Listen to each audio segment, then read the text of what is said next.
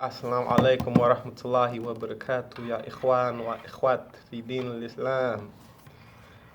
Just wanted to give you my Hoodlum the Muslim story part 3, from where how everything went after my shahada, inshallah, and to the point where I am now. Uh,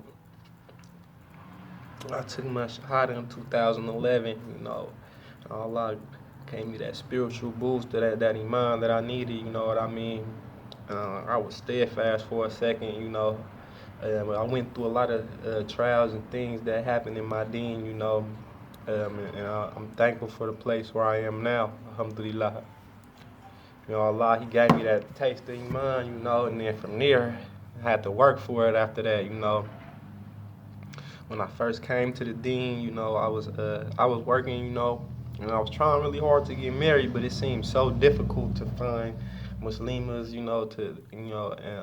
and Shaitan started whispering, telling me like, man, you ain't got no knowledge, you a new Muslim, you ain't gonna find no Muslima, you feel me? So you might as well just go holler at one of these girls out there on the street and give them dawah, And from then on, it was a complete downfall, I was trying to get these girls dawah, you feel me, and try to lead them towards Islam, but in the long run, you feel me, it was doing more damage than it was doing good, because I started falling back into the dunya, and compromising with things that I shouldn't have compromised, and it caused me to lose my faith a little bit, I kind of fell off, and it was hard, but Allah had mercy on me, and little by little, He started working on me and helped me get back into the religion, But it was just things like, these women is our biggest test, and poverty, Shaitan threatens with poverty, and and then it's just hard, So anyway, like I ended up talking to this girl. She was very beautiful, but at the end of the day, it wasn't right for me because she wasn't Muslim, and I ended up falling back into the dunya, smoking and drinking and doing things that's not even halal in Islam, and it just kind of took me all the way off from where I wanted to be.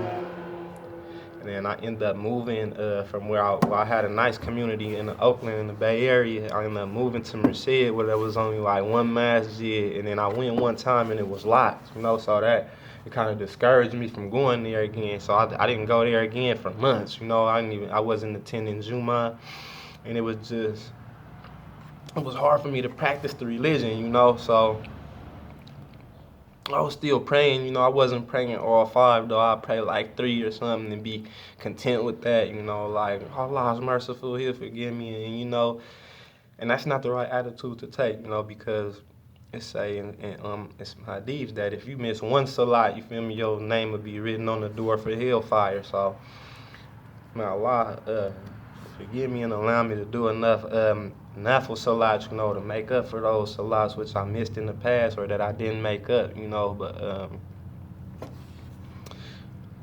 once I went to a janazah for a brother that was actually at my shahada.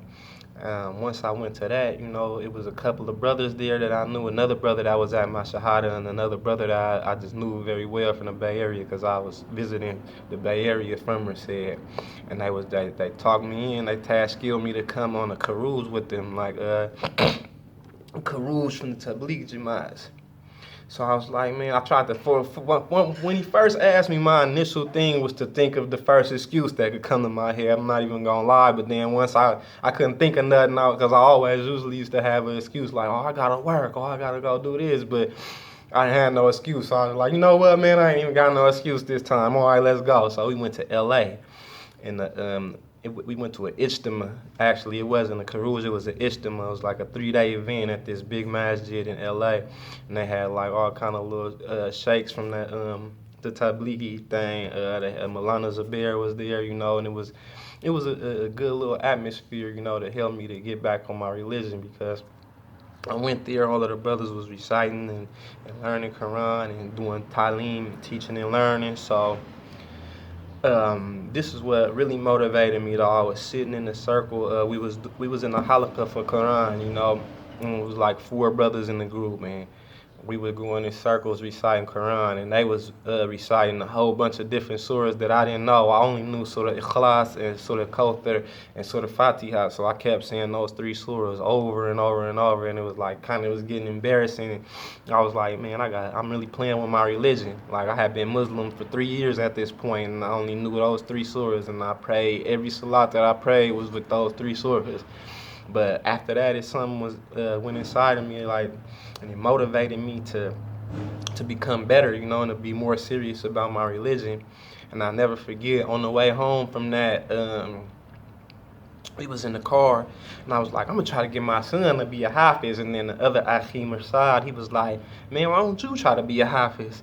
I'm like, man, I'm too old now. My son, he little though, he could do it. Like, he like, nah, you ain't too old. Prophet Muhammad sallallahu alaihi wasallam didn't start receiving the revelations till he was 40. You 30. And I was like, I know, huh? So I was like, you know what? I'm gonna try to do that. So like, they wrote a couple surahs down for me in the transliteration way. And I was practicing them surahs all night. I learned them that same day with Surah Nas and Surah Tufalik, alhamdulillah. And the next day I went on to Surah Ma'un. I started memorizing that, but it was a little bit longer and more trickier to get. So I stayed on that for about 2 or 3 days, and then like I kind of gave up on it and went to Surah Masjid. Then I learned that one the same day. Then I bounced back to Surah Ma'un. And then I finally got that. Then I just kept it lit, just kept memorizing surahs, and it was just like, alhamdulillah, Allah really like changed my heart and helped me to have more focus on my religion. And then so I was up in that mode for a minute, and I ended up moving back to the Bay Area, and started getting involved with the cruises and stuff. I don't do that anymore now, because I'm strictly straight Quran and Sunnah, and from my belief, you feel me, I don't believe that that's Sunnah, in the way that they present it to you, but to each his own, you feel me. But at the end of the day, I ended up getting out of that mode, and then I ended up falling into another mode, which was very extreme. It was I was on some khawarij, man, to keep it all the way 100 with you. I had went on this thing. I was with this one other brother, and we felt like we was the only two Muslims in America, because we was like, if you don't know Tawheed and you don't know the Aswaddin, you's a kafir. Like, we was just takfiring everybody. We wouldn't pray behind nobody. We wouldn't attend no masjids. I probably didn't go to the masjid for like 2 years, subhanAllah.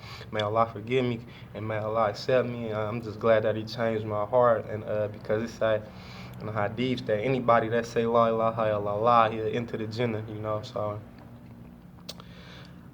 anyway, I ended up doing that for a couple years. Then I don't know, I forgot what it was that got me out that phase, but I ended up going to the masjid again for the first time in about a year and a half or two or something. I went.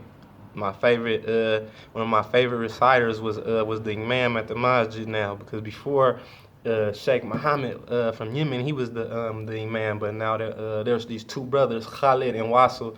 They both Hafiz. Then they got like 3 other brothers that's Hafiz too, or 4 other brothers, and then their dad is also a Hafiz, and they all had the most beautiful qiraat, man. Like, I used to love to hear them recite. But when I went to that masjid, he was leading, I think it was Maghrib or Isha, I'm not too exact, but and when he started reciting, man, I just burst out in tears. I felt so bad, like I hadn't been in the masjid for so long, and I wasn't like attending the Jummah services, and it was all bad, man. But once I got that feeling, when Allah like purged my heart, and opened me back up, it felt so beautiful to be in the masjid again, and then I made a vow, like, I'm gonna always be in the masjid as much as I can, inshallah ta'ala. So I tried to pray all 5 of my salats in the masjid. I don't care what I was doing, I'll drop it and go straight to the masjid every salat. Like, if I missed one in the masjid, I was like super heated. But you know, time went by and little by little, you know, Satan tricky. He don't start trying to make you just fall all the way up. What he do is little by little he'll make you like lose one of them all at a time until you like, dang man, how did I fall off? And you don't even realize where it came from, you know. So I didn't fall all the way off, but I just wasn't doing as much immoral as I was when I first got that new taste of Iman. But anyway, I end up like doing a little bit, a few more sins here and there that I don't want to discuss, you know, keep them covered up, inshallah. But anyway, I did this one sin and Allah showed me something. Like I went to the hospital and, you know, and dang near almost died, you know. And when I got home from the hospital, I was so juiced, like, to be out the hospital. I went to the Masjid first thing, 'cause I got out the hospital on Juma. I went to Juma, you know, and I was in there just like very, very weak, but I still had to be there because I just hadn't been to the Masjid for like a week or two. So I was like, man, I gotta go to the Masjid. After that, after Juma, I went to another Masjid. I went to every prayer. I went to a different Masjid. So I was really just I was still weak from coming from out the hospital, but I just wanted to be at the masjid, so I was like, I'm gonna go to a different one for every salat. So by the time nighttime came, I was like so tired and weak that I used all of my energy. I hadn't even eaten anything, and I almost killed myself doing that, subhanAllah. But I just knew that I didn't want to die in that state though, because I had Quran verses that I had forgotten. I want to, when I go, I want to have all of this stuff I got memorized, because I don't want to get punished for forgetting the trust that Allah gave to me, you know. So I knew I didn't want to go like that, you know. And the place where I was at, you feel me, was with non-believers, you know. And I wanted to die in a state where I'm with around believers, you know, or something. Like, I don't know, I want to die in a good manner that's pleasing to Allah, and I just pray that Allah don't take my soul until I die while He's pleased with me, you know. But again, that strengthened my iman again. I was like, you know what, I got to get on it. So it gave me a new light, you know. Then it was like a couple weeks before Ramadan. I was like, at least if I pass, I want to pass in Ramadan or something. So Ramadan came, I'm doing my thing. Alhamdulillah, I went to Masjid Ibrahim, like, and I met brother Jamal with mine, which is the imam at the masjid I attend now. Alhamdulillah, man, we've been keeping it lit ever since. You know, my other Ag, Yunus Abdullah, man, may Allah reward both of the brothers and give them Jannatul Firdaus al-Aliyah, inshallah ta'ala. But yeah, I just want to just thank Allah for allowing me to keep it lit, you know, and do things for His sake, and to continue to get these reminders to help people, to help benefit, inshallah. And it's a beautiful feeling, you know, just to be Muslim, and we should always be thankful that Allah chose us, because the Prophet's own uncle, sallallahu alaihi wasallam, he didn't even take Shahada, and he raised the Prophet, you know. And it's like, so we can't take Islam for granted, because Allah specifically chose you to be Muslim. So that's a big thing, you know, be grateful. But I'm going to just leave it with that, inshallah ta'ala, man. I'm going to tap back in with y'all for part 4, maybe, man, in a couple months, inshallah. Assalamu alaikum wa rahmatullahi wa barakatuh.